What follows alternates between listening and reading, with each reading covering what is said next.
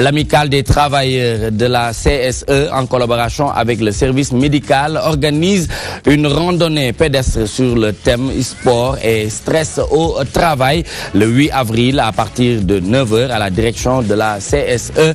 Donc dinañ ci ànd ak monsieur Aliou Sall muy président de l'amicale des travailleurs de la CSE, mais aussi madame Ndeye Sokhna Mboup muy secrétaire général. Donc dinañu ànd ak ci kanam tuuti ak Fata El Presidente pour mu présenter ñu li nga xamantene moom mooy single bu bees bi mu génnee une façon de faire appel ci li nga xamantene moom mooy fansam, mais aussi pour montrer que bientôt mu album bi disponible sur le plan national et même international. Donc Fata El Presidente ñoo ngi koy xaar boobu ba tey mu ngi def ay jéego yu am solo ci carrière soloom. Donc li ñuy def rek mooy ginnaaw bi ñu leen dalalee ci toi-même tu sais di sant di gërëm bu baax les Sénégalais de l'extérieur de la diaspora qui nous suivent un peu partout à travers l'application DTV Sénégal ou bien notre site internet www.dtv.sn. Sans plus tarder, nous démarrons l'actualité de l'internet appelée ActuBuzz. C'est tout de suite.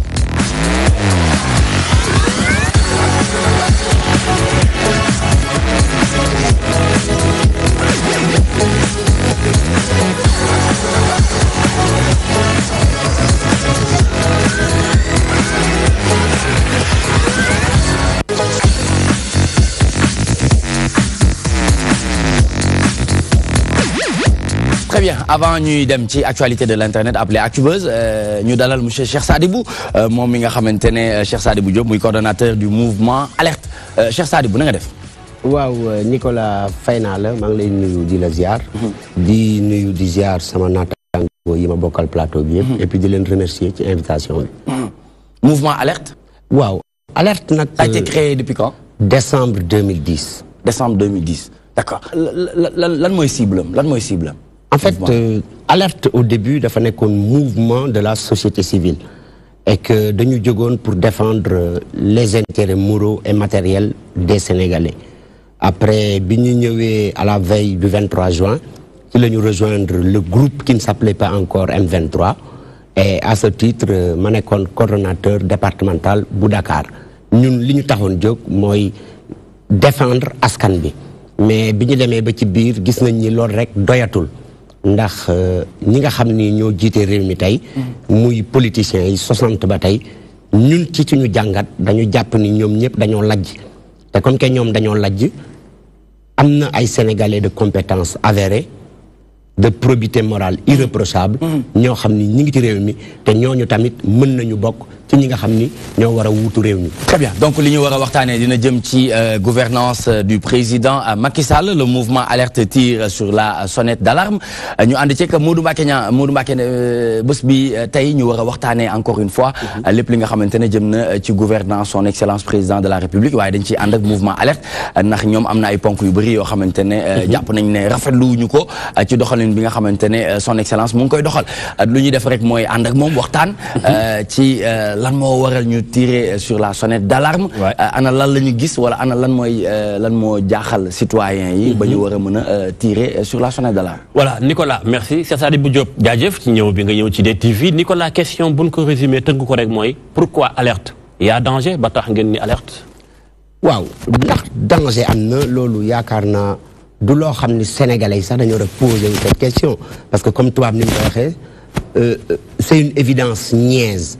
Dañuy remonter 1960 ba léegi bu ñu gëstoo 1960 ba léegi temps wu Senghor bi ñu jógee ci Senghor Abdou Diouf Ablaye Wade ak Macky Sall scandale financier autour de milliards yi fi am yëpp ay politiciens ñoo ko fi def te ñoom non seulement gënuñu sakkan ci réew mi gënuñu fi jàng te gënuñu nekk kenn patriote.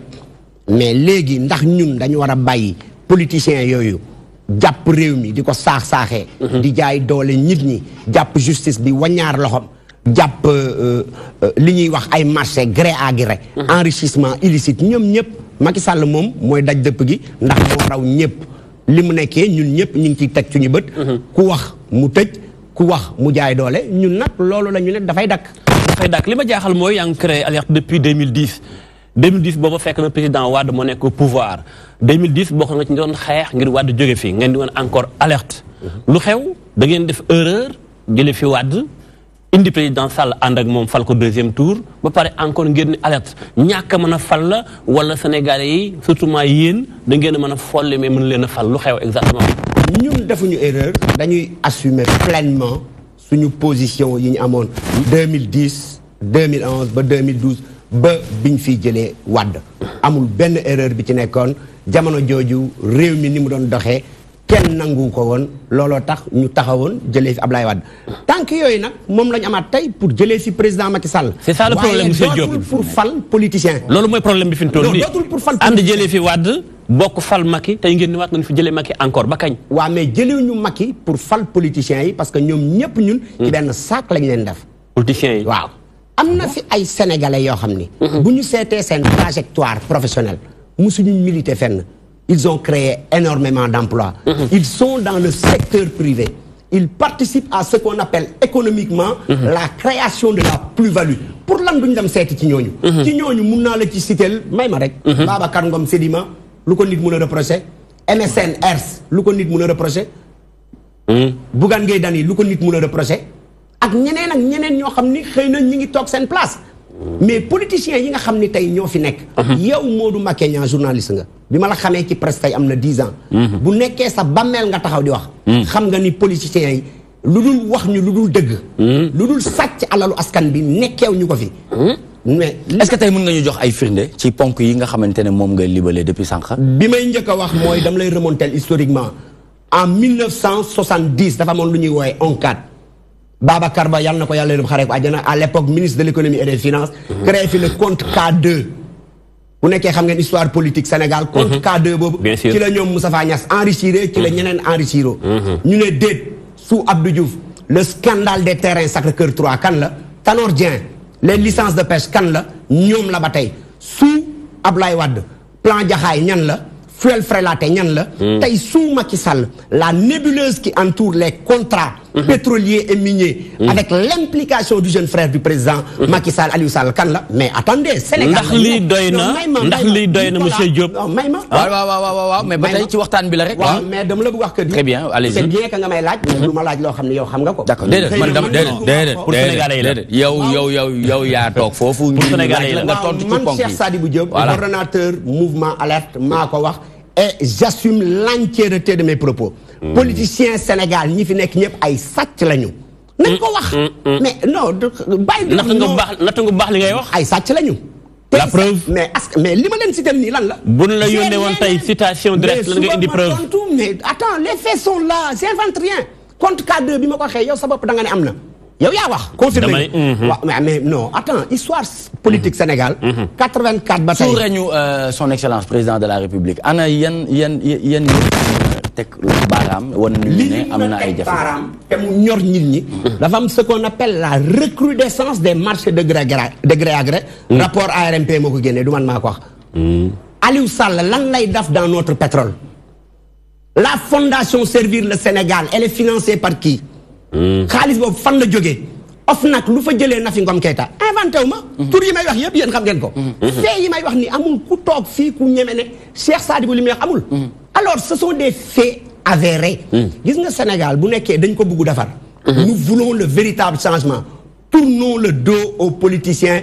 Il y a d'autres Sénégalais des fils de ce pays. dignes de foi de compétences irréprochables nañu dem seeti ñooñu. voilà ñu fal ci monsieur Diop dugg nga ci point ba am solo nga ni faaw ñu changer Sénégal jëlee fi politiciens yi mais ñi ngi ma indil muy ñi fagul fenn ci politique xëy na la société civile. non waxuma société civile ñu ngi tudd ñëpp les hommes d'affaires qui sont dans le secteur privé. voilà foofu laa bëgg a ñëwee. boo jëlee même les hommes d'affaires yi ngay wax. ñaata nit ñoo fi nekkoon ngeen bokkoon ak ñoom doon xeex 2012. ba jëlee fi ki fi nekkoon di président Wade indi président Sall ñu nekkoon ci yéen naan faruñu fenn ci politique dafa fi nekk askan wi ñu bari ci ñoom tey soppeeku noonu kenn xàmmeetu leen ndax nekkul ni feebar bi yéen leader yi fi nekkoon bërki démb ak tey ak bërkaati démb ba tey yéen ay feebaru Sénégal ndax seeni jëf day wuute ak seeni wax tout le temps. xam nga loolu yëpp lan moo koy indi. paradigme bi ñu nekkoon mooy parti politique. ni mu créé woo. dafa am lu ñuy wax. erreur congénitale dans la création même des partis je m'explique. comment. parti politique nit moo ko jiite. les gens défendre tuñu ay gis-gis.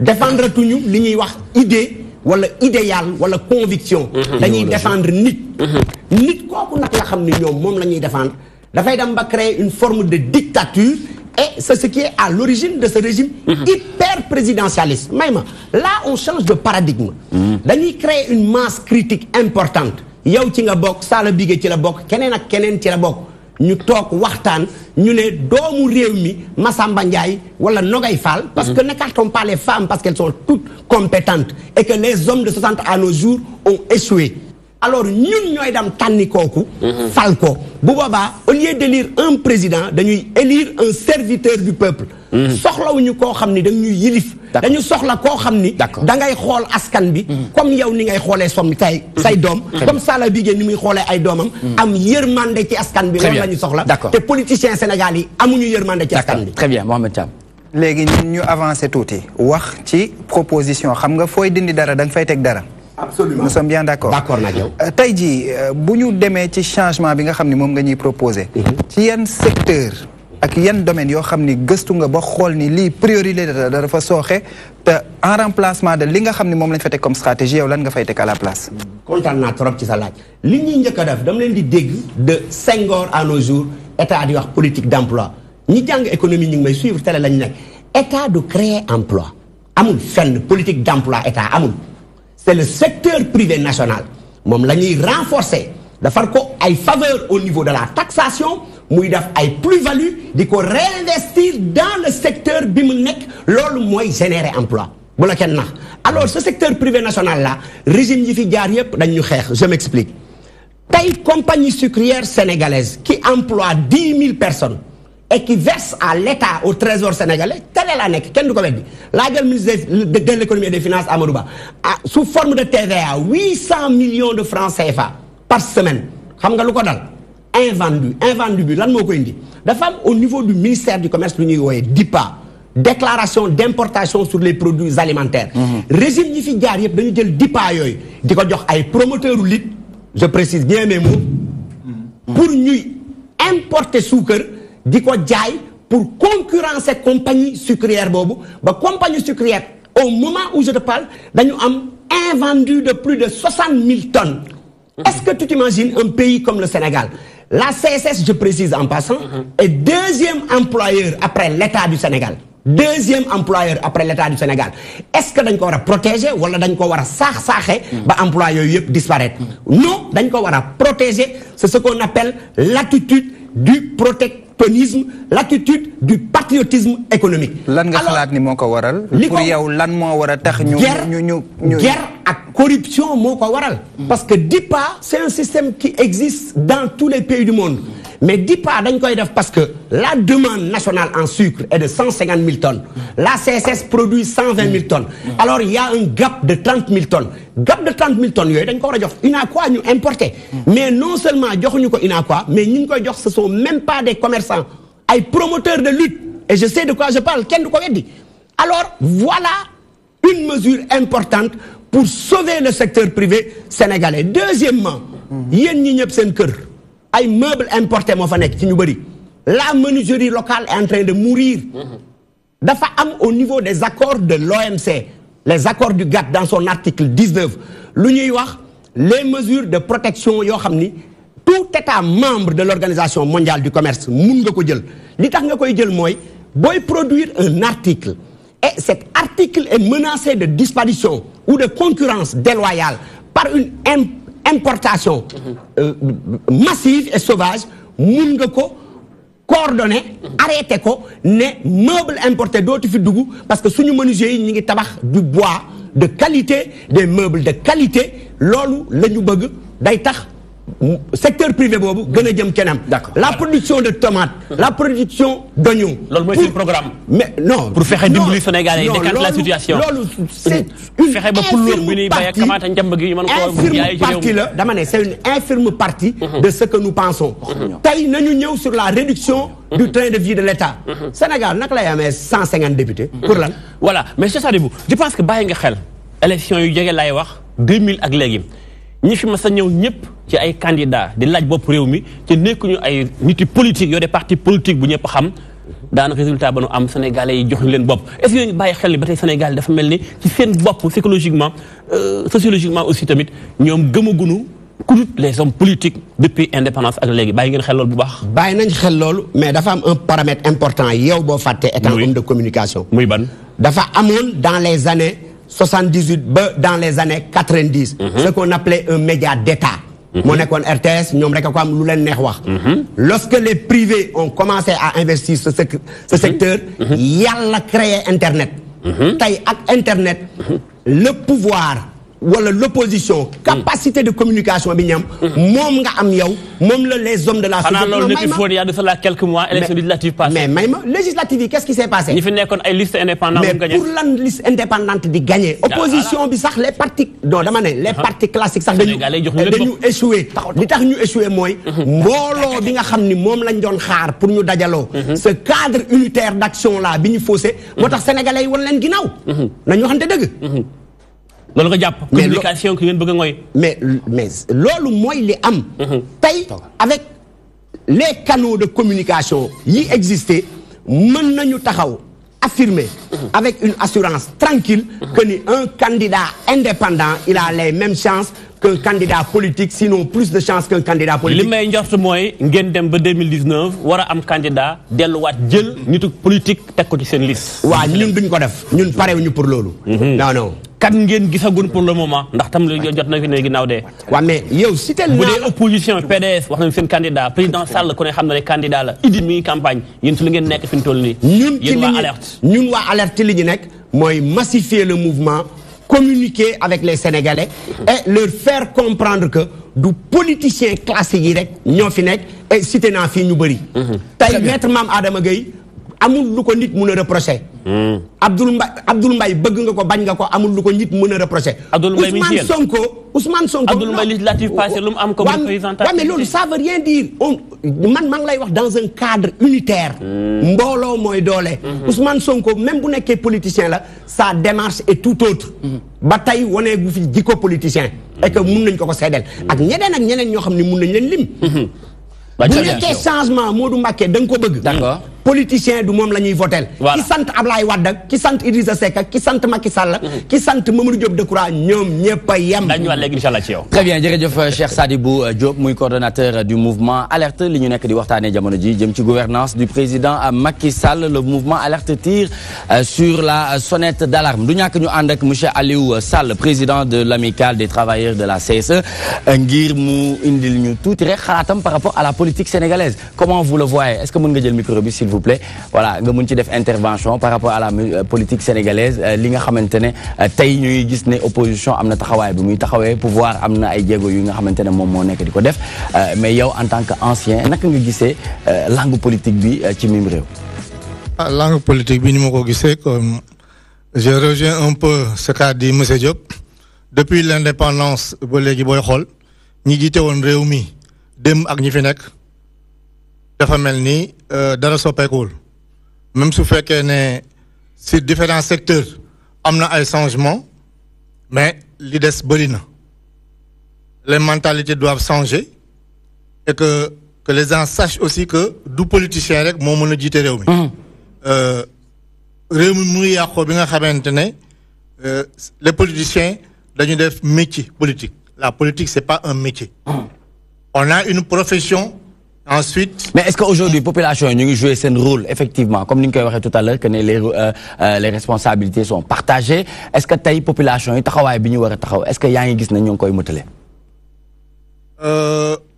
Moi, commence à faire, mais balé desna. Parce que, par exemple, population, nous est au niveau de la capitale. Dans certaines capitales régionales, bon, on est au niveau des villages les plus reculés du Sénégal. Nit lañuy votel diw sama xarit la mo sama papa ñoo doon ànd wala diw sama mbokk la sans idéologie d'accord le problème d'idéologie au Sénégal je pense que on doit le mettre de côté d'accord parce que tous ceux qui ñi nekk ci langue politique bi yépp boy xol ci benn famille la ñu bokk. ci benn famille la ñu bokk. Très bien, merci beaucoup monsieur Aliou Sall, président de l'amicale des travailleurs de la CSE. Dinañ dellu ci waat ci moom waxtaan ak moom lépp lu jëm ci seen randonnée pédestre bi ñuy waajal le 8 avril à partir de 9h à la direction de la CSE. Fata El Presidente vient de nous rejoindre sur ce plateau. Bien sûr ñu war a waxtaanee single bu bees bi nga xamante ne génn na parce que avant gu album bu ñuy xaar la. Fata noo def. mais sant bu baax a baax Nicolas maa ngi lay sant di la bëggee di la ziar di ziar téléspectateurs yi ak sama gars yi partagé plateau bi sama bëri naa si xarit macha allah et voilà di kontaan si ñëw partagé plateau bi ak yéen. Très bien, vous en pensez quoi ban xalaat nga am ci politique bi ci mim réew ni ñu ko Diop di ko waxee léegi nii ne politiciens yi dañu accaparer li nga xamante ne moom mooy pouvoir bi et que keneen mën na jiite Sénégal lu dul politicien. Est-ce que aujourd'hui Sénégal tamit toll na ci niveau boobu. Bah oui, il faut dire que lu xew si àdduna bi yëpp léegi loolu la il faut que ñuy changer ce qui se passe de manière habituelle dans les secteurs quel que soit le secteur il faut que nit ñi di ko changer et donc je pense que Sénégal loolu nag li paa bi wax dëgg la parce que lu ancré si biir nit ñi la da ngay gis ba ci yenn services yi nii da nga koy xeeb mais loolu mooy dellu si waat si mentalité yi services yi y a des jeunes qui sont devenus des diplômés ci am secteur bu nekk am ay liggéey yu baax ci milieu bu mu nekk à la télé caméraman tu me diras tout mais toujours est-il que paay wala mag ñi rek la ñuy jox ñoom ñoo daal ñoo xam donc fii pour moi c'était une exception de voter Macky Sall même si c'est un président par défaut mais ça quand même c'est un clin d'œil pour dire que un autre jeune sénégalais comme lui comment peut devenir président. Pourquoi pas yow parce que voilà justement aussi même école parce qu'après démarche bi du am sens li am solo mooy objectivité bi ak xam nga vision bi quoi et je pense que loolu itam mënul nekk sans xam nga l'éveil des consciences en fait sénégalais yi am xam comprendre loolu te li mu paay wax dëgg la on a un problème de non seulement de communication mais aussi d'analphabétisme ok ba nga xamante ni nit ñi yeggul du wax ji du yegg si ñoom et c'est dommage Sénégal pour man il faut muy daw nànk peut-être on y arrivera sous peu sama waay rek sama xarit la déjà jàngat bi mu def dafa mel ni dafay wax ne Sénégal yemul ci Dakar ubbeeku war naa mën a gën a am ngir information bi ku ci war a jot rek jot ci parce que quoi qu'on puisse dire ñëpp ay citoyens lañu te Sénégal moom mooy Sénégal xam nga Sénégal du Dakar rek du Thiès rek du Diourbel rek même fi nga xam moo gën a sori ci réew mi ñu ko fongale mi ci réew mi la bokk te sénégalais bu nekk war ngaa gis sa bopp ci réew mi donc damay ànd ak sama njóobeen mi la xam naa tey añam dafa fort xam nga njóobeen bu na añee añ bu diis dañuy dem ak fugg li muy wax lépp nag 90% bi lépp dëgg la parce que nag léeg-léeg boo joxee nit ñu lay jiite boo dawee de 60 ba 2018 58 ans 2 ans ñu war a bu doon tey nit la ñu léegi mu dem retraite war na noo xoolaat nag suñu réew ñi ñu koy jox mais nekkul politicien rek moo war a yore réew mi nekkul politicien rek moo fi am xam-xam c'est que kay xanaa ñoom dañ ñu ëpp làmmiñ ëpp nu jot jël politique def ko métier parce que léegi raccourci bi gën a gaaw mooy ne kon ni ma koy waxee da ngay nekk ci koñ bi influent damaa bëgg nekk maire ñu def la maire damaa bëgg nekk député ñu def la député nga bëgg nekk président suñu yombaloog naan la président ñun population sénégalaise ñun ñoo mel noonu loolu suñu défaut la ñun ñoo nangu ñun fu nu dire rek ñu jëm et puis bi ci gën a yokk muy li suma goro wax léegi monsieur Sall diw sama mbokk la moom laay voteel wala diw sama taalibe la moom laay voteel wala sans vision aussi loolu ñun population bi la léegi nag bu ñu amee ay jeunes yu mel nii ñu am fit parce que il communique bien ah macha allah je touche du bois il communique bien lii muy wax nii bu fekkee lu mu gëm la ba ëllëg a gis si biir kenn du ko piis mu ñëw non parce que tamit taxaw ni télé bi neex caméra yi dar la nga wax génn sa fit pour wax ne ñu ni yii mais booy bi garaaw naa mais li ñu ci xamul mooy ñu bëri nii la ñuy defee clin d'œil au pouvoir c'est-à-dire wane xadar wane détermination wane engagement mais fekk ne ci suuf la ñuy xaar wane ni ak dëgg gi mu wax fii xam nga boo gëjee dégg dëgg ba dégg ko say nopp day tàng fi mu ne ñun ñëpp suñu nopp tàng na parce que dëgg la wax mais nag su fekkee da ko wax ngir gars yi woo ko jox ko benn kii boobaa dañ lay mere mais fekkee li nga wax dëgg la bu ñu amee fukki jeunes yu mel nii. d'accord léegi réew mi changé parce que nag dañoo war di avancer. d'accord di ñam ñii di ñam ñee. très bien benn jour nee naa fi pourquoi pas mënuñu am un président boo xam ne dafay dugg ci jumaa ji jiite nii ñu jumaa pare dellu ca palais ba. waaw pourquoi pas mënuñu am loolu message bu fort la woon bi nga xamante ne Serigne Cheikh Ahmed Tidiane Sy Al Maktoum mus na ko yëkkati ci ay kàddoom xamal ne ne Sénégal bés bu nekkee ci bopp développement mooy Sénégal boobu ñuy gis imam président bi di génn di dem di jiite jumaa di dellu si waat ci liggéey. xam nga dafa am doomu tànk boo xam du dañ muy doomu soxna. soo dégg ancien doomu soxna. mu am donc il faut ñu ñam ñooñu. ñii itam il faut ñu ñam leen. très bien Mame Diarra. xam naa ne moom 2019 moom dinaa déposer sama candidature présidentielle. ba am nga 70 000 signatures. man dinaa ko ëppal man Mame Diarra rek parce que fu mu toll nii ci loolu la ñuy dox de. ñu ngi dox ci parrainage bi nga xamante ne 1 sur 10 lay wax jëm ci 70 000 signatures donc yooyu bokk na ci critères yi de jamono yi. non dinaa ko ëppal loolu moom. ba diñ ci taxaw. non du problème. très bien l'essentiel à nekk. dinaa déposer comme ñëpp. di nga déposer comme ñëpp. waaw parce que Mame Diarra rek. parce que nag jigéen nag dafa war a yor réew mi sax nag. ñu wane suñu bopp nag. ndax xam nga ne ñun lu ñu bokk du neex. parce que Diop léegi mu ngi ne 1960 ba tey. góor ñi dañu échec. mais système parrainage bi nga xamante ne ñu ngi koy waxtaanee jamono ji lan mooy ci sa avis. bon li ma gëm déjà mooy man bon Sala Bigué li nga wax rafet na trop mais dégg naa say bënt maa ngi lay wax nag 84 ba léegi maa ngi ci lii nguur gu nekk jànkonte nag ñoom musuma bokk ci parti te xalaatuma ko alors Mame Diarra oui mun na nekk candidate parce que leadership féminin nouveau am na fi. yow da nga nekkoon école ma nekk école kii nekk école. ci biir classe bi moom gel yu la dàq jàng junni yoon. dëgg loolu dëgg. mais ñooñu anañu. pour lan nañ leen jox seen cër. dañu war a jiit non. sa genre ñoo leen di làq. déedéet làquñu leen. parce que ñun góoru Sénégal foog nañ ni jigéen mënul jiite. alors que suñu kër yi sax jigéen yee ko yore. ñoo ko yore nañu waxante dëgg. alors pour affaire parrainage. pour man c'est un faux débat. pourquoi nit mënul xëy ne da nga am ambition jiite Sénégal. ñu lay demander 60 000 voix. 60 000 voix mooy 1% du corps électoral. mooy 1% de 6 millions. bien sûr waay Sala Bigué ngir yàlla nit ko mënul am 1% de 6 millions nga ni Sénégal nga bëgg jiite mais Sénégal du boutique du marché. mais est-ce que jotul pour parti yi wane seen taxawaay wane ne que ne am na lu ñuy former quoi qu'il en soit nekk ne am na lu ñu tekki am nañu taxawaay boo xamante ne am nañ ko. waaw ñi nga xam ni am na lu ñu tekki ci réew mi ragaluñu parrainage bi. d'accord ñun dañuy am candidat parrainage bi nañ ko yóbbu 100 000 ñu set. 60 000 dafa ndaw na ko Macky Sall yóbbu 70 000 signatures. non 60 000 la. mais na ko yóbbu 100 000 bu ko neexee. d'accord mais ça veut rien dire. wax naa la 60 000 lan la représenté. si corps électoral bi le corps électoral est de 6 500 000. dañuy abrégé wax 1%. 60 000 yi motul sax 1% du corps électoral. d'accord mais yow munoo am non seulement. wayaan nga yalwaan nga ba ñu ne 65 millions yi dañ koy wàññi. mais ku munul am 65 millions caution. mais yow da nga bëgg. ñu jox la suñu budget ak suñu signature de 3,5 milliards. monsieur Diop. mais c'est pas sérieux.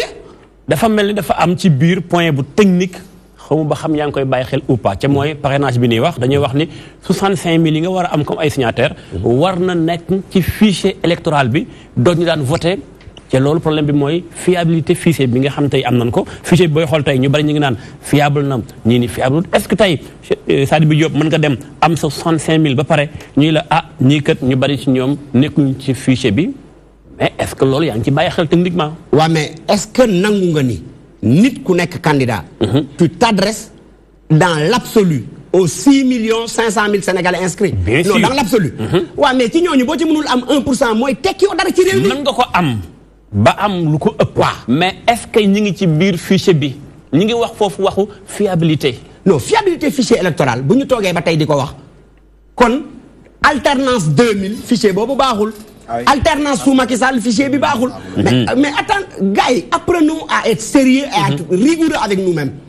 munoo xëy yow tey Modou Mbacké Niang ne ndox bi ngay naan Sénégal baaxul. moom nga naan ba toll nii kon bokkuloo gis-gis ak ñu bari ci opposition bi ñoom. mais c'est un faux débat à mon avis. le véritable débat xam nga mooy lan. mooy ku nekk ka nga yaakaar ni yow la àndal nga dem inscrire ko les primo-votants qui font 2 500 000 personnes. c'est ça le véritable débat. alors nguur gi dafa nekk di distraire l'opposition et même une bonne partie de la société civile. Très bien. en posant de faux débats. c'est de faux débats le véritable débat mooy nañu lancer un appel. d'accord xale yi dem inscrire ku nekk yore sa carte. mais ana carte yi d'abord non may ma ci jàmm. parce que Sénégal jàmm rek a fi xaj. ana carte yi non moom laa lay wax mais loolu mooy les véritables combats. loolu laa la wax. nañu dem inscrire ba pare waññaar loxo nguur gi ñu joxe carte yi par force. Très bien merci beaucoup monsieur Cheikh Sadibou Diop coordonnateur du mouvement Alerte dinañ ci dellusiwaat léegi nii ànd ak Modou Mbacké Niang ngir ba tey doxal actualité bi nga xamante ne moom la ñu nekk di waxtaanee mais ñu ngi ànd ak aussi Mohamed Thiam pour nous donner l'actualité de l'internet appelé Actubuzz.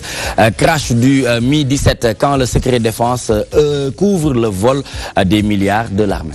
Secret défense loolu mooy réponse bi nga xam ni moom la Yerim Post joxe ci article am boo xam ni def na benn enquête boo xam ni jëm na ci lépp lu jëm ci équipement militaire contexte bi ñu choisir mooy crash bi nga xam ni am na semaine bi passé foofu ci Missirah am ay doomu réew mi ñoo xam ni ñàkk nañ ci seen bakkan on en parle Yerim Post fait une enquête ñëw andi article boobu wax ci ni milliards yu bëri yi nga xam ni dañ koy puiser ci xaalisu contribuable sénégalais bi jëlee ko ci caisse trésor public ñu ne dañ koy def ci ay infrastructure ak ay équipement pour armée bi dafa mel ni dara doonu ci ba tax na ñuy laajte xaalis boobu fan lañ koy def comme que appareil yi nga xam ni moom la ñu nekk di utiliser 1970 d'après enquête yi nga xam ni Yerim Post def na ko 1970 ba léegi la ñu am appareil yooyu amul lenn lu bees loo xam ni am na ci am sax benn laajte bu fës boo xam ni def nañ ko ci ñuy wax wàllum 30 milliards yoo xam ni dañ ko abboon foofu ci benn banque panafricaine boo xam ni dañ ko waroon destiné ci équipé armée bi ci outils yu mel noonu hélicoptère bu mel noonu daanu ci mu ñëw nekk benn impact bu mag a mag ci société bi Yerim Post def ci enquête boobu wax ni saa suñu laajtee jëm si loolu dañ leen naan secret défense la mënuñu ko révéler et Yerim Post précise Nicolas que fépp ci àdduna bi saa su amee transaction dëkk bu jënd ay équipement pour renforcer doole armée am dañ koy publier ci médias yi pourquoi est-ce que ñoom ñu bëgg a servir sénégalais yi réponse bu gàtt bu toll ni mënuñu cee wax ndax secret défense la ñoom ñu jàpp ni dafa nekk tout simplement ay magouille ak ay malversation yoo xam ne dafay enrichir ñenn ci ay marché yoo xam ni ay chiffres la yu dara leerul. Très bien Modou Mbacké commentaire. waaw li ma ci mën a commenter un peu rek mooy accident moom fu ne lay am. hélicoptère bu bees tàq ak avion bees tàq moo ci am accident tout le temps day am li may xaar kay mooy nan def enquête xool réellement lan moo indi accident bi. mais pour man jàpp naa ne tamit armée sénégalaise boo xoolee at yi ñu génn ñi ngi am ay armement yu bees ay matériels yu bees. booy xool sax am na benn hélicoptère boo xam président Sall tout le temps da koy utiliser. buy génn. bu bees la bu yàgg lañ ko jënd. ak yenn yoo xam ñu ngi ko am. pour man enquête c'est vrai baax na. mais accident bi daal nañ ñu gën a wax lan moo ko indi. bala ñuy dugg carrément ci problème mu finance bi. très bien parce que d'après suñu source muy Dakar Time ñu ngi xamal ne que ne avion bi amul woon autorisation daw guddi. donc waaw hélico bi waaw amul woon droit daw guddi donc waaw. waaw man j'ai une autre lecture totalement différente. gis naa seen beneen naataangoo ci télé yi génne affaire armée teg ko ci mbedd bi li tax ma am une autre lecture différente mooy Sénégal dafa nekk ci loo xam ni moom la ñuy woowee le cercle de feu. suñu digganteeg Guinée Conakry ku nekk xam na ni neexul. rebelles yi ñi ngi Casamance. instabilité au sud avec la Guinée-Bissau. d'où je suis originaire. Mali jubawuñu ak ñoom les terroristes sont là-bas Mauritanie jubawuñu ak ñoom on n'expose pas notre armée.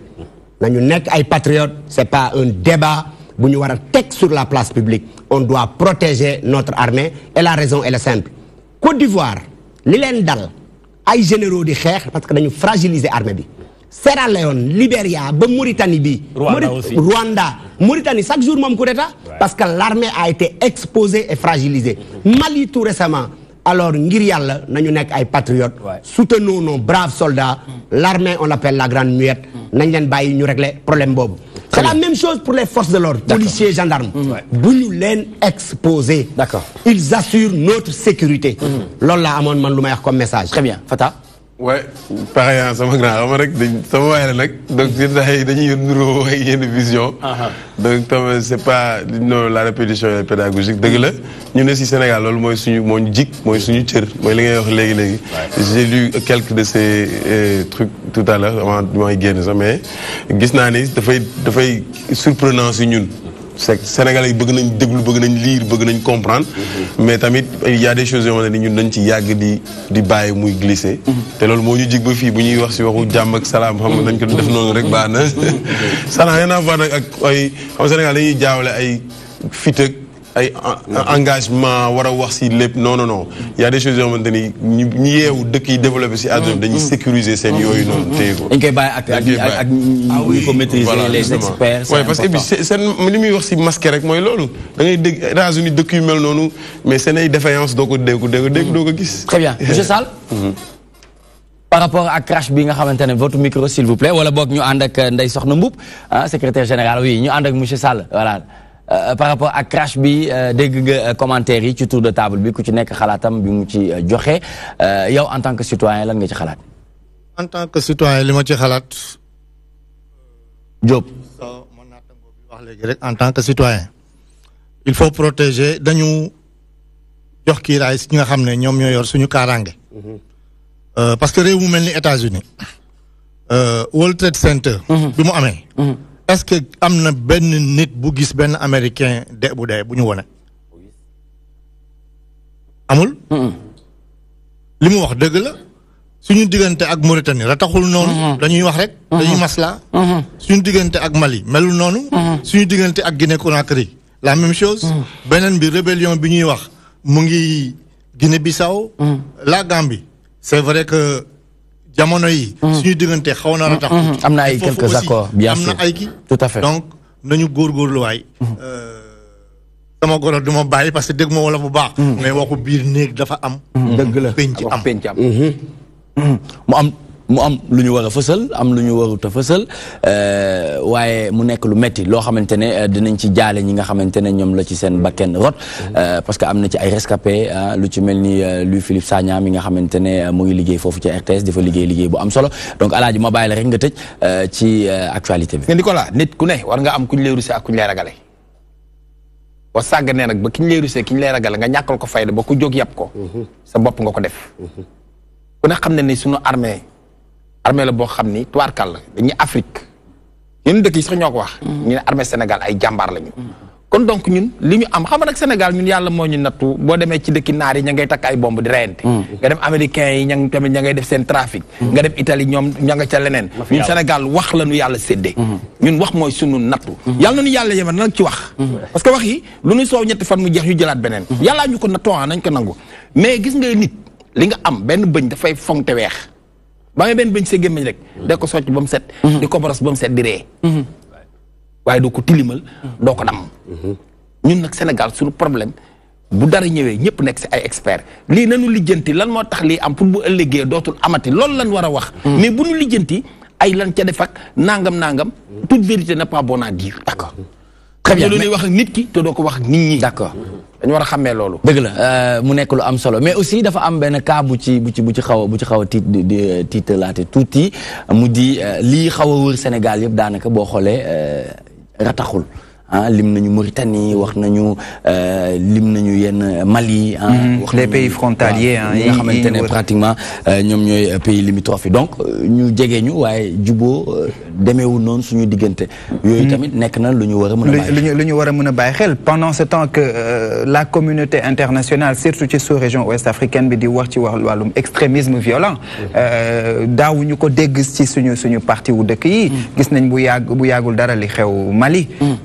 gis nañu waa Boko Haram fële ci Nigeria et ça se rapproche mi ngi gën a ñëw di jege suñu ay frontières ñi ngi commencé def ay événements ay colloques ay conférences di ci réfléchir chef d'État yi di dajaloo et cetera donc c'est tout à fait normal que sur le plan sécuritaire armée bi mën a jël ay dispositions wam mais leneen lu si gën a am solo mooy dafa am ci ay entités yoo xam ni bu ñu leen di dégg quand même ci ay malversations d'ordre financier dafay ragalloo parce que armée quand même moo yor sécurité dëkk rapport ARMP bi nga xam ne moom lañ mujjee génnee suñu confrère Yérim Post ñu koy fàttali lépp li nga xam ne dafa jëm ci administration civile ci wàllu passation de marché yi armée bi dañ leen tee cité lu bëri ci ay wàllu malversation loolu rapport ARMP bi ñu mujjee génne bu yàggul daf see nekk donc mu nekk ay détails yoo xam ne dañ ci interpeller les autorités mais également di sensibiliser ñi nga xam ne ñoom ñooy acteurs yi pour que ku ci nekk jouer sa responsabilité parce que am na loo xam ne effectivement ça relève du secret puisque qui parle de sécurité parle de secret.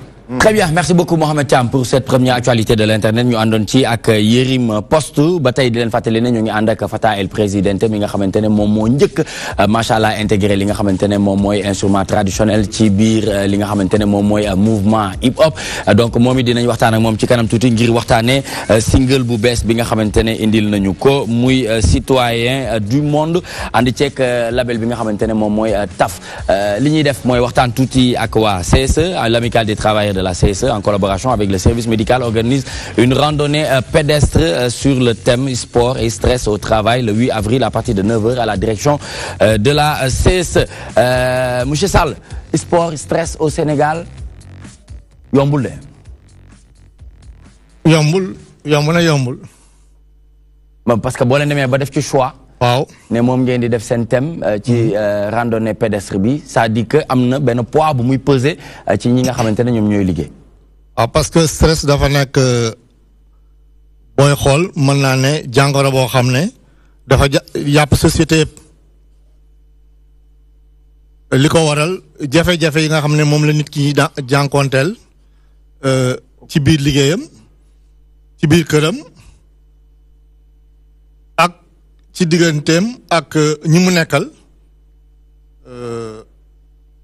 mën na tax lépp loo xam ne war na ko def du ko def ni mu ko war a mën a defee parce que bu fekkee ne je prends l'exemple ci liggéeykat boo xam ne charge de travail dafa bëri ñu jox ko liggéey bu bëri te li koy faral di indi lu ñetti nit war a def boo ko dénkee benn nit loolu dina indi ay jafe-jafe loolu dina ko stressé ba nga xam ne liggéeyam daf koy transféré sax yóbbu ko këram dina nekk këram sax di xalaat liggéey bi liggéey boobu aussi stress boobu dina répercuter ci nit ki ba nga xam ne du mën a ànd ak ay faculté mentale am ba nga xam ne réflexe yi mu war a àndal am na ay accidents yoo xam ne soit accident de travail ou bien même les accidents de circulation yi ñuy wax ak yooyu mais stress mën na indi loolu nit ki mën na di dawal te fekk xelam mu ngi nekk ci facture courant buñ ko tegal kër ga mu won ko war a fay te xamagul lan la koy fay waaw nit ki jóge na këram di liggéey paas daf ko leb bàyyiwul dara këram mu ngi xalaat ndax su demee dina am loo xam dina ko mën a yóbbu këram mais bu fekkee ne yaa ngi tàngat sa yaram di def sport loolu dina mën a tax am na yu bëri da nga koy fàtte ba stress boobu dina mën a sport dina mën a xeex stress très bien soxna Ndeye Soxna Mboup moom mooy seen secrétaire général dama bëggoon rek moom mu wax ma pourquoi ngeen def choix ci randonnée pédestre parce que gis nañu ne am na yeneen secteurs yoo xamante ne mënoon nañu ko développer ci wàllum sport mais ngeen def choix dem ci li nga xamante ne moom mooy randonnée pédestre le pourquoi. Yëkkatil micro bi s'il vous plaît merci. Le pourquoi randonnée pédestre mun naa wax ne mooy suñu activité phare. Depuis la création de l'amicale, il y a 3 ans de cela. Moi, c'est une activité phare et ça nous permet de regrouper l'ensemble du personnel de la CSE et l'ensemble des clubs randonneurs de Dakar. Voilà. D'accord. Donc, programme, il y a le jour J, à savoir le 8 avril, Inch'Allah, mise en place, c'est à 7h30 pour les inscriptions des randonneurs. À 8h30, l'allocution du directeur général de la CSE. Et ensuite, l'allocution du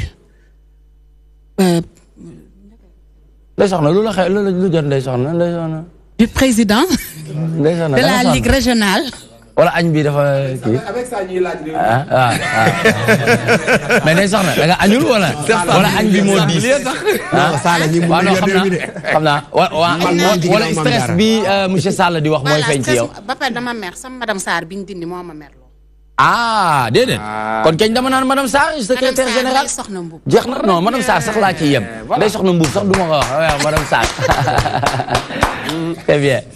D'accord. Wow. Après les 2 allocutions, c'est le départ.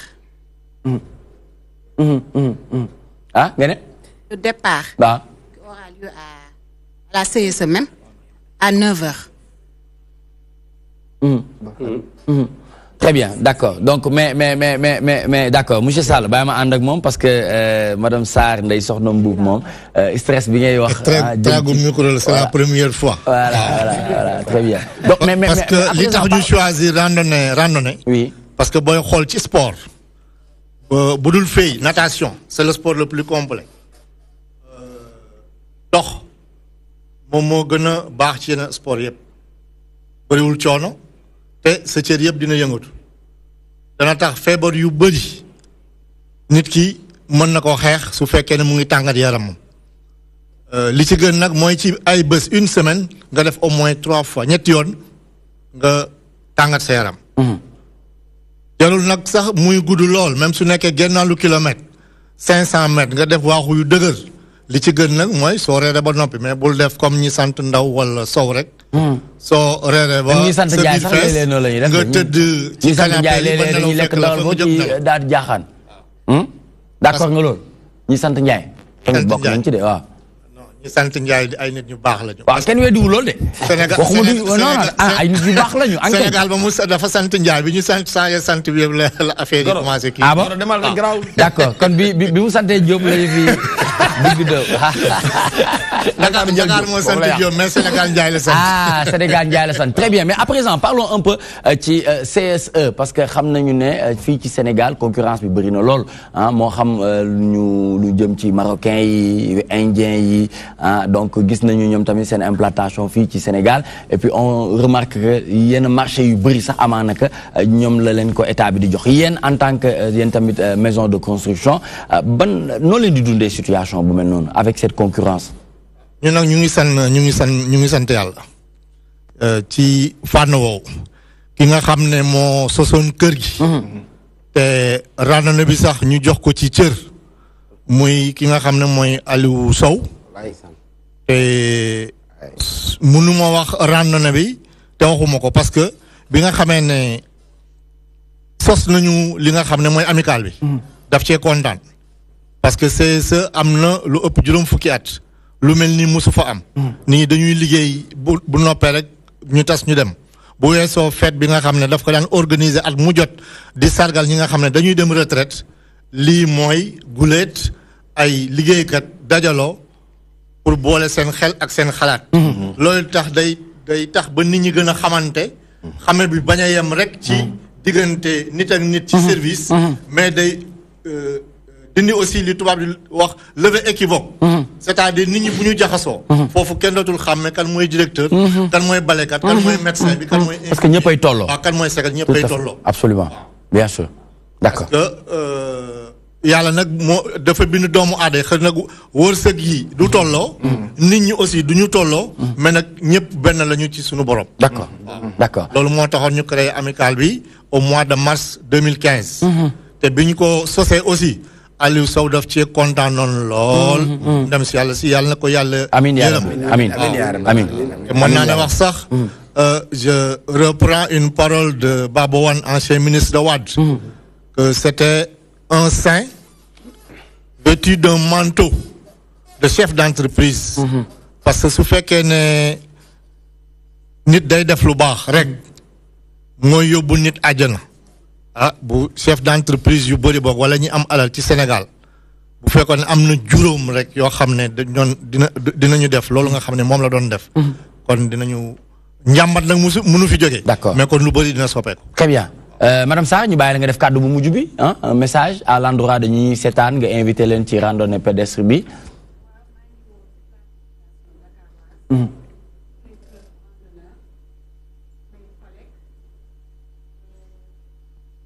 samay collègues. club randonneurs yi. et toute la population dakaroise. d'accord.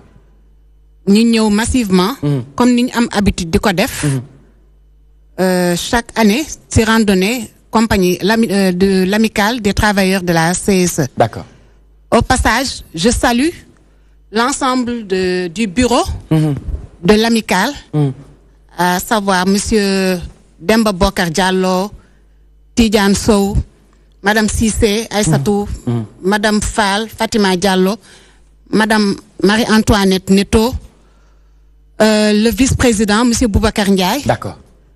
Bon, j'appelle tout le monde à notre randonnée du 8 avril Très bien. 2018. Voilà, donc rendez-vous est pris le 8 avril à partir de 9h à la direction de la CSE di ci nuyu bu baax sama yaay maman Mame Penda Sarr madame Sow muy chéri tonton Oumarel Sow foofu ci Almadi ñoo ngi koy sargal bu baax parce que moom foofu la retraité muy CSE voilà donc ñu ngi koy sargal bu baax nee na mu ngi nuyu jëkkëram tamit bu baax parce que daf ko nopp lool madame Sarr Ndeye Soxna Mbuub nee na mu ngi nuyu jëkkëram mooy sa d'accord kon yow ñoo bokk On ko kon yow ñoo bokk kër. Très bien donc li ñu lay jaajëfal bu baax ñu nekkoon ak monsieur Aliou Sall président de l'amicale des travailleurs de la CSE àndoon ak madame Sarr ne Ndeye Soxna Mboup muy seen secrétaire général donc Modou Mbacké Niang ñu ngi lay xaar ci bés boobu noonu le 8 avril randonnée pédestre ndax yow defe naa ne sport bëgg nga ko lool ndax lu ci ëpp léeg-léeg da ngay jógee Grand Yoff dox ba DTV. waaw li ma koy def bari na. waaw ndax jàpp ni baax na. su si des fois su may xëy rek laa du dox mais su may wàcc. ak pause damay dox tàngal yaram bi tuuti c'est important kon ñoom bu fekkente ni dañ def lu mel noonu. day baax ci nit parce que nit il faut ndax liggéey xel a koy def sport dafay defar xel soo ko defar yaram faaw nga sawar. faaw nga nekk sa moom sa bopp. am bien-être physiquement voilà. sa xel doo ko mën a xalaat. très bien surtout ma liggéey bi nekk nii. xam nga ngay toog tiim écran yi ba sa bët yi di xaw a flouté. loolu yëpp c'est important ñu def sport. moo tax ginnaaw Frox Thiaye. marché lee Frox Thiaye Mansour Sow la itam. bal di ma jaawale ak Mansour Sow. très bien Mame Diarra defe naa ne bés boobu tamit kenn du la ko nettali de war nga dem bokk ci randonnée pédestre ànd ak waa CSE. li ma pataa dee ma ci jaaxal. ah li ma pataa doo nga ma ci jaaxal. yow tam nag bàyyi loolu yow ban pataa. wallaay li ma pataa moo ma ci jaaxal solo jogging rek. man kay bu ma xawoon sew tuuti. nga xam ne maa mën a dox. kon da nga fiy toj merci beaucoup jërëjëf bu ñu defee nag ñu waxtaan tuuti ak Fata El présidente moom mi nga xamante ne moom moo njëkk a jël ay instruments traditionnels dugal ko mais phénomène boobu noonu tey ba nga koy def. nit ñi comprendre ñu woon. clash yi ñoo doon ëpp. mais mës nañ ci waxtaan nga ne ma un jour viendra nga gis tendance bi dina dëpp parce que nit ñi dinañ ko def te tey ñu ngi koy dund. ñu ngi dund loolu. waaye non sant yàlla la mais sant yàlla la en plus xam nga musique si àdduna bi dafa war di changer. dafa war di changer tout le temps te day ñëw ci c'est générationnel li hip hop classique doon def artistes yu mag yi doon ko def artistes yeneen bu ñu ñëwee. il faut mu changer quoi donc te loolu nag ñi koy def day jóge tout le temps c'est innovation mën na jóge si ku nekk mais li koy jàpp pour mu dëgër mooy des animateurs et des acteurs culturels ñoo koy jox un courant musical boo xamante ni day am succès moo waral tey li jël Nigéria am doole di yëbb si yeneen dëkk yëpp ay Ghana feneen ba ñëpp nuroog ñëpp foog ne musique boobu mooy origine musique africaine alors que ñun on a nos roots on a des trucs qui mais ça vous est venu comment du fekk nga ne man rappeur laa. xam nga ne rap ci ay beat la ko gars yi di defee. et cetera mais yow di nga ci indi kora wala di nga ci indi djembé wala def ci tuuti sabar wala def ci tuuti marimba choix boobu noonu. parce que bi ñuy commencé di def hip hop dafa am benn appareil am na ay appareil en studio moom tout le temps dañ koy aménager ak un truc qu'on appelait un sampleur. le sampleur c'était pour pouvoir xam nga jël benn morceau boo xamante ni par exemple benn jëli ba Madou Koyata moo ko def. ñu jéem a xëcc tuuti sàcc si kora bi. pour boole ko si donc les Américains l'ont compris très tôt d'utiliser machine boobu ba tout le temps ngay déglu ay yenn morceaux yu am succès yoo xamante ni dañ ciy def ay kora te foofu la daan jógee.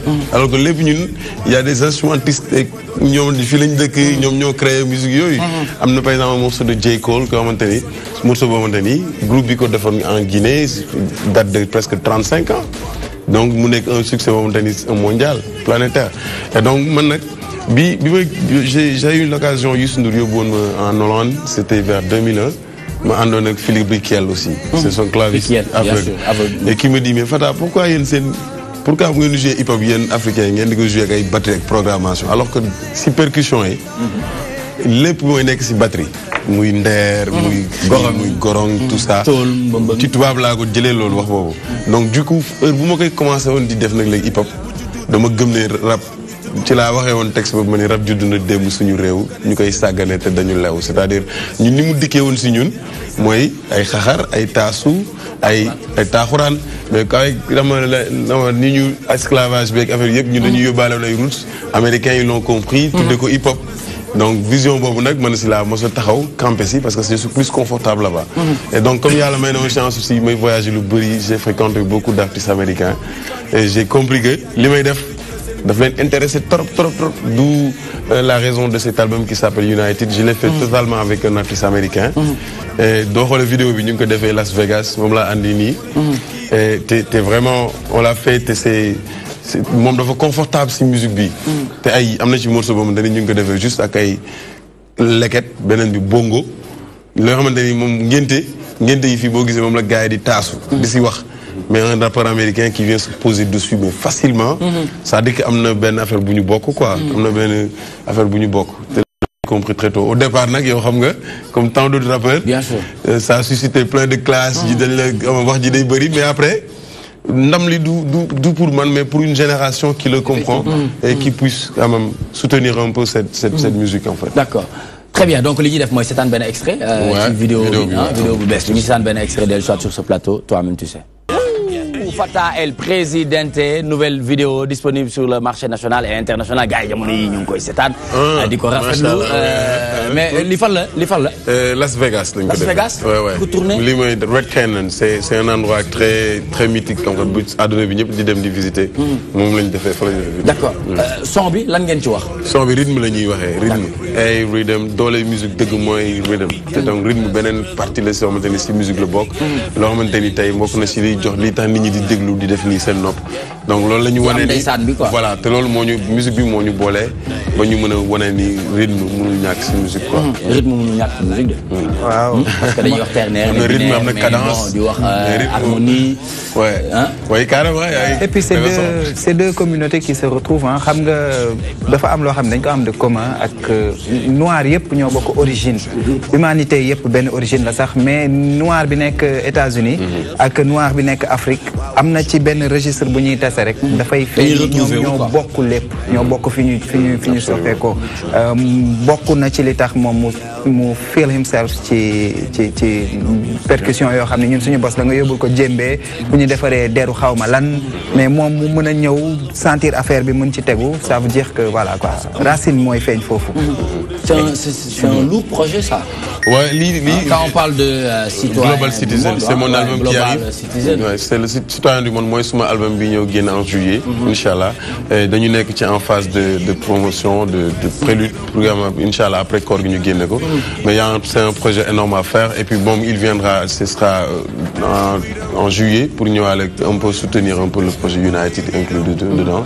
Il y a eu l'implication de l'ambassade des États-Unis. Mais par rapport à mon album, c'est un album très bécou quoi. C'est pour montrer qu'aujourd'hui je suis devenu un citoyen du monde. Artistiquement, je suis confortable partout où je vais. Et vraiment, c'est un album où je demande si def ay affaire yu gëna enfoncé aussi si route yi quoi. J'ai fait un truc énorme avec Baba Mal avec une belle vidéo momentani légui mu génn. Yo xamanteni affaire u sey lañ ci wax mais ci route semi lañ dem pour def ko. Vraiment très bien fait. Ba paré def na ay morceaux yo xamanteni ay percu kessé la sabar kessé bo nga boko déglo da nga xamni il y avait un travail bien fait quoi. Donc je pense que c'est un album qu'il faudra absolument avoir mais ça viendra en juillet. Très bien, message yaa ngi ñëw parce que amna ben sénégalais bu ñuy suivre du nom de Femme muy rafetlu initiative bi ngay teel a jël rap bi di ci def ay instruments mbalax wala ay instruments traditionnels nit ñi comprendre ñu ba tey ni ñuy gis ne ñu bëri ñu ngi ànd ak yow ci affaire boobu noonu et que au début bi nit ñi dañ leen wax waaye dafay yàq suñu musique dafay dénaturer et cetera et tey ñu ngi gis ne ci loolu la ñuy reposer wu pour def musique bi mais album bi ce sera un album composé de combien de titres? De 10 titres. 10 titres yoo xamante ne pratiquement yëpp nga def featuring. Non, pas du tout. Cet album est vraiment tellement, me représente tellement que beaucoup me sont des featuring yu bari. Et donc, de mon beaucoup me wane si ça me profile artistiquement ce que j'ai fait. Et donc, c'est comme un rythme qui est donc dafay simple yow tamit nga defaat refrain yi retrouver lépp mais lyricalement que je sois beaucoup plus à l'aise. Yan thème nga ci aborder en général. Jigéen comme ni mu waxee ci am na yu bëri yoo xam ne j'ai été très patriote aussi si lii parce que li muy wax ni ça va un peu si même direction boobu aussi ñun Sénégal bëri na ñu lu ñuy jàmbat mais il faut ñuy sagu tamit sagu baax na ci quoi ci même bu fekkee su wane sa bopp tuuti baax na si même su dul politique kese si lu bëri Sénégalais yi du ñuy sant xam nga cant dafa bokk ci wàllu jullit rek ak nit ku ñuy évoluer parce que bëri na nit ñuy nekk nii am mirage nii di nuru ñu nekk à l'aise alors que ñu ngi amay jafe-jafe mais sauf que du ñu exprimer seen ay problèmes et donc je pense que Sénégalais yi lii saa waay di wax Sala Bigué du ñu bëri jàmbat Sénégal dëkk bu yàggul la xam nga bu ñu bëggoon léegi war fi am lépp man bu ma wàccee nga dara ci Roissy Charles de Gaulle ni ngay gisee Air France ni muy amee des centaines de vols yu ñu moom soo bëggee ne Air Sénégal dafa war a am 100 vols suba problème ngay andi askan wi andi ko sa bopp. Donc dëkk bi day évoluer. États-Unis soo jëlee exemple si moom c'est un pays qui a au moins 3 siècles. ba pare boole si dëkk boo dem dafa indépendant. donc ñoom président nekk président États-Unis pour man mooy li gën a simple. parce que dëkk yëpp indépendant. xam nga fu ni ngay duggee New York boo duggee Jersey loi yi bokkatul. ils sont vraiment indépendants. d'organisation. Et loolu ça vient avec le temps mais Sénégalais je pense que c'est pas pour autant aussi qu'on reste xam nga figé.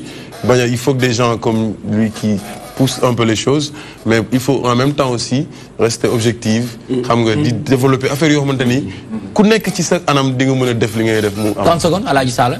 ci ni mu ko gisee ci culture. xam nga culture li may wax toujours rek xar bu daggee du dem mu ko ca bëy yaag nag ya ca fas ya déedéet ca xar ya rek lañ jëm.